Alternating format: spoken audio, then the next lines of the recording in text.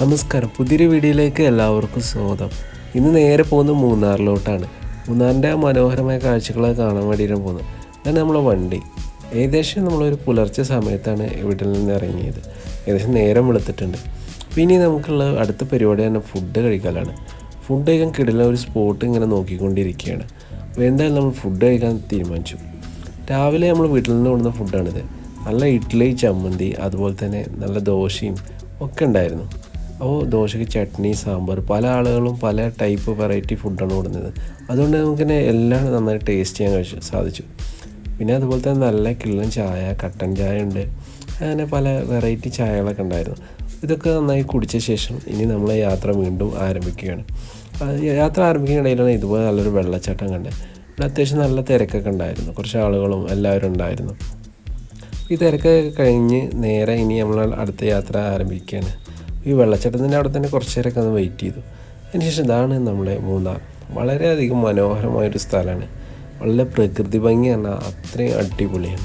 പ്രകൃതി ഭംഗി കൊണ്ടുള്ള സൂപ്പർ സ്ഥലമാണ്. അപ്പോൾ ഞങ്ങളിനി അടുത്തതായിട്ട് ഏകദേശം ഒരു ഉച്ച സമയം. അപ്പോൾ ഇനി അടുത്തതായിട്ട് ബിരിയാണി കഴിക്കലാണ്.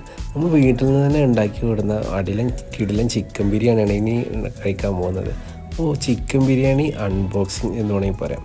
നമ്മളെല്ലാവരും ഇങ്ങനെ വെയിറ്റ് ചെയ്തിരിക്കുകയാണ്. കാരണം നല്ലൊരു ക്ലൈമറ്റും അതുപോലെ നല്ല തേയിലത്തോട്ടത്തിൻ്റെ അടുത്തൊക്കെ ഇരുന്നിട്ട് ഒരു ബിരിയാണി കഴിക്കാനത് അതൊരു ഭയങ്കര രസമുള്ള സംഭവം തന്നെയാണ്.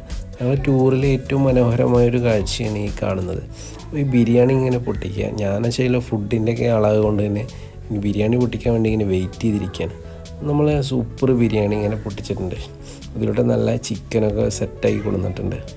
നമ്മൾ ഈ ബിരിയാണി ചിക്കനും കുട്ടീനെ കഴിക്കുമ്പോൾ കിട്ടുന്ന ഫീല് അത് വേറെ സെറ്റപ്പ് സംഭവം തന്നെയാണ്.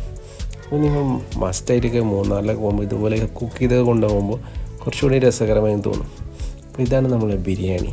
അപ്പോൾ ഇവിടുത്തെ നല്ല കാഴ്ച കണ്ടിട്ട് നേരെ അടുത്തെത്തിയിരിക്കുന്നത് നമ്മളിവിടെ റിപ്പിൾ ടീയിൽ അവിടെ എത്തിയിട്ടുണ്ട്. ഇവിടുന്ന് ഇനിയൊരു നല്ലൊരു ചായ കുടിക്കാൻ നേരത്തെ ഇവിടെ ഒരുപാട് ആളുകൾ ചായ ഇങ്ങനെ കുടിച്ചുകൊണ്ടിരിക്കുന്നുണ്ട്. ഇവിടുത്തെ സ്പെഷ്യൽ ഐറ്റമാണ് ഇവിടുത്തെ ചായ എന്നുള്ളത്.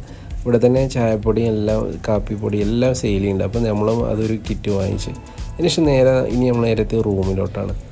ഇതാണ് നമ്മൾ റൂം കഴിഞ്ഞ് നേരം വെളുത്തിട്ട് ഇതാണ് എവിടെയാണ് ഞാൻ താമസിച്ചിരുന്നത്.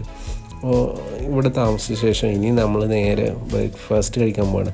രാവിലത്തെ ഫുഡാണ്. പല ഐറ്റം, പുട്ട്, കടല, പൊറോട്ട, അങ്ങനെ പല സംഭവങ്ങൾ അതൊക്കെ നമ്മൾ ഏകദേശം ഓർഡർ ചെയ്തിട്ടുണ്ടായിരുന്നു.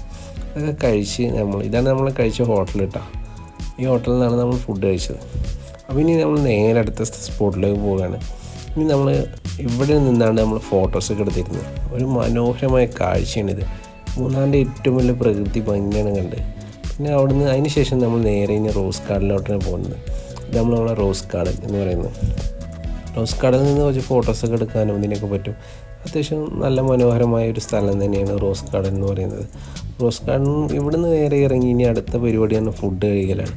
ഇനി ഫുഡ് കഴിക്കാൻ നമ്മൾ ഒരു ഹോട്ടലിലെത്തിയിട്ടുണ്ട്. ഇവിടുന്ന് നമ്മൾ ഇനി കഴിക്കാൻ പോകുന്നതാണ് മെയിൻ ഫുഡ്. മെനു കാർഡിൽ കണ്ടൊരു ഐറ്റമാണിത്. അപ്പോൾ ഞാനിതൊന്ന് ഓർഡർ ചെയ്തു. ഏകദേശം 150 രൂപയോളം വില വരുന്നുണ്ട്.